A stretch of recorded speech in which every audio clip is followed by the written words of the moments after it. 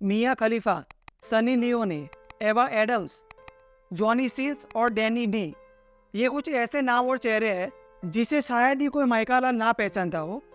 दोस्तों, ये जिस इंडस्ट्री से बिलोंग करते हैं वो इंडस्ट्री सालाना भाई $97 बिलियन का रेवेन्यू जनरेट करती है और हर एक सेकंड में 28,000 लोग पोर्नोग्राफिक कंटेंट देखते हैं। World wide 35% internet download pornographic content होता है और तो और 30% इंटरनेट ट्रैफिक पोर्नोग्राफिक कंटेंट देखने से ही आता है। अब ये 30% ट्रैफिक कहाँ से आ रहा है, कौन कौन सी वेबसाइट से, उनका नाम आपको बताता हूँ। सबसे पहली है फोनहब, दूसरी है नटखट अमेरिका, तीसरी है brothers.com। ऐसी बहुत सारी वेबसाइट है जिसे डेली लोग विजिट करते हैं और मार्केट में लेटेस्ट में एक बहुत चल रही है जिसका नाम है दोस्तों, मुद्दे की बात यह है कि दूर से बेहद खूबसूरत, पैसे से चकाचौंध वाली दिखने वाली ये इंडस्ट्री सच में ऐसी है या फिर इसकी कुछ डार्क साइड है। आपको दूर से जो दिखाया जाता है, अच्छे अच्छे बंगले, अच्छी अच्छी गाड़ियाँ, नीट एंड क्लीन एटमॉस्फेयर, क्या सच में ऐसा होता है या फिर चूतिया बनाया तुमको? आज के इस वीडियो में यही डार्क साइड को डिकोड करेंगे कि इसमें काम करने वाले लोगों की लाइफ पे क्या असर पड़ता है, डेली उनको क्या फेस करना पड़ता है, यही सब इस वीडियो में डिस्कस करते हैं।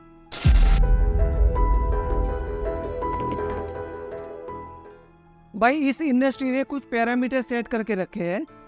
सबसे पहले लीगल एज 18 होनी चाहिए। दूसरी, रेगुलर इंटरवल पे STI टेस्ट आता है जो करवाना कंपलसरी होता है।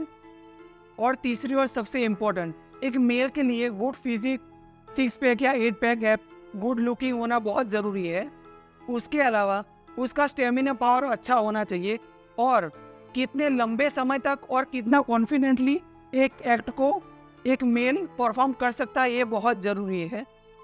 अब बात करें फीमेल की, तो उनके लिए एक अच्छा और attractive figure, growing chest, growing but, उसके अलावा बहुत सारे बॉडी के पार्ट जो बहुत एट्रैक्टिव लगने चाहिए। तो ये कुछ बेसिक पैरामीटर है इस इंडस्ट्री में काम करने के। कुछ ऐसे फैक्टर है जो इसमें काम करने वाली स्टार की लाइफ पे बहुत बड़ा असर छोड़ते हैं। सबसे पहला फैक्टर है परफॉर्मेंस प्रेशर। एक पोर्न स्टार कैमरे के सामने कितना कॉन्फिडेंटली और कितना लंबे समय तक एक एक्ट को परफॉर्म करता है, ये बहुत ज़रूरी होता है। क्योंकि दोस्तों, आप जो 5-10 मिनट या आधे घंटे की मूवी क्लिप देखते हैं, उसे शूट होने में 8 से 10 घंटे, 1 से 2 दिन या उससे भी ज़्यादा टाइम लगता है। इसीलिए पोर्न मूवी के शूट के दौरान फ्लूफर्स का यूज़ किया जाता है। ये एक ऐसा पर्सन होता है जो बेसिकली एक मेल एक्टर के पीनस को इरेक्शन कंडीशन में रखने का काम करता है। इन शॉर्ट, सोए हुए को जगाए रखना और बार बार कहना उठ बेटा उठ, उठ बेटा उठ, ये काम है फ्लूपर्स का। क्योंकि जाहिर सी बात है, एक मेल एक्टर का पीनस आधे या 1 घंटे तक इरेक्शन कंडीशन में नहीं रह सकता, इसीलिए ये फ्लूपर्स की हेल्प ली जाती है। सबसे ज़्यादा शोषण इस इंडस्ट्री में होता है और पता नहीं इस इंडस्ट्री को निरोध से विरोध क्यों है।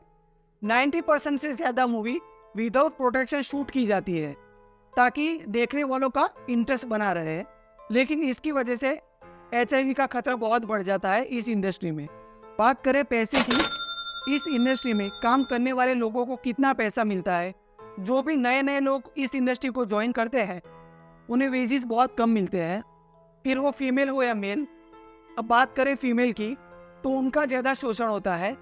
एक का बोल के 3 लोग पेल जाते हैं और वेजेस उतना मिलता नहीं है। ऊपर से फीमेल स्टार को बहुत फोर्स किया जाता है, कुछ ब्रेस्ट इम्प्लांट, बट इम्प्लांट और कुछ ऐसी सर्जरी है वो करने के लिए ताकि वो कैमरे के सामने बेहद खूबसूरत और प्रॉमिसिंग दिख पाए।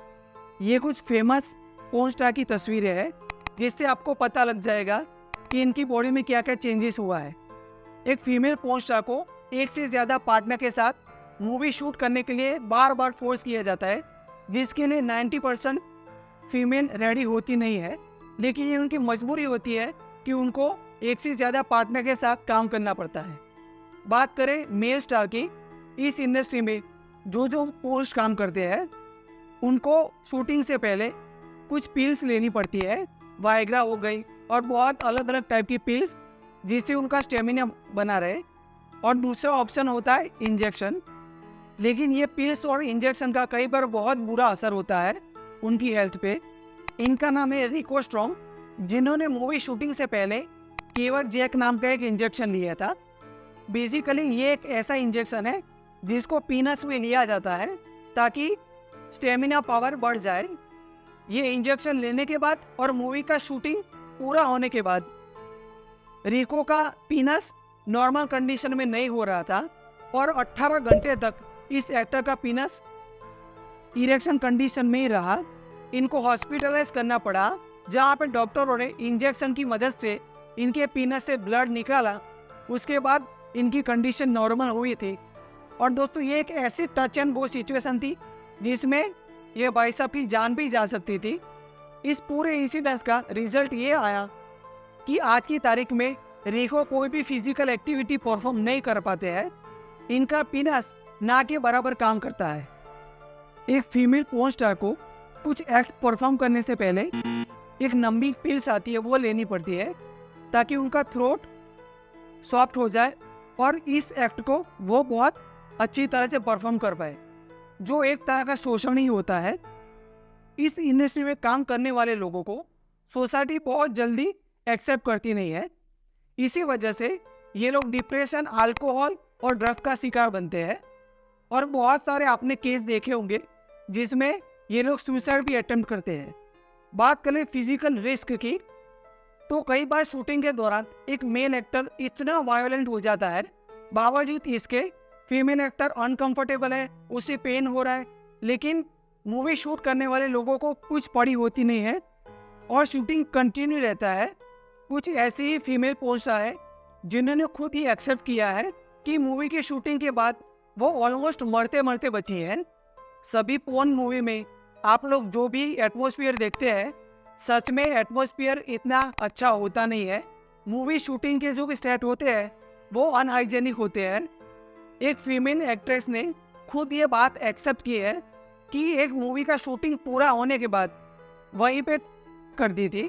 अब ज़्यादातर मूवी विदाउट प्रोटेक्शन शूट की जाती है तो HIV का खतरा बहुत बना रहता है। ऐसा ही एक इंसिडेंट 2004 में हुआ था। इस भाई साहब का नाम है डरेन जेम्स। ये एक पोर्न स्टार है। ये रेगुलर अपना STI टेस्ट करवाते थे।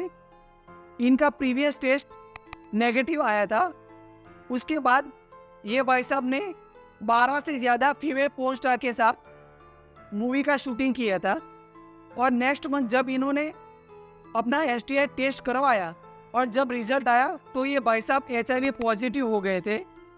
इस इंसिडेंस के बाद इनके साथ जिस 12 फीमेल पोर्न स्टार ने काम किया, सभी का टेस्ट किया गया था, जिसमें से ये 3 ऐसे पोर्न स्टार है जो HIV पॉजिटिव पाई गई थी।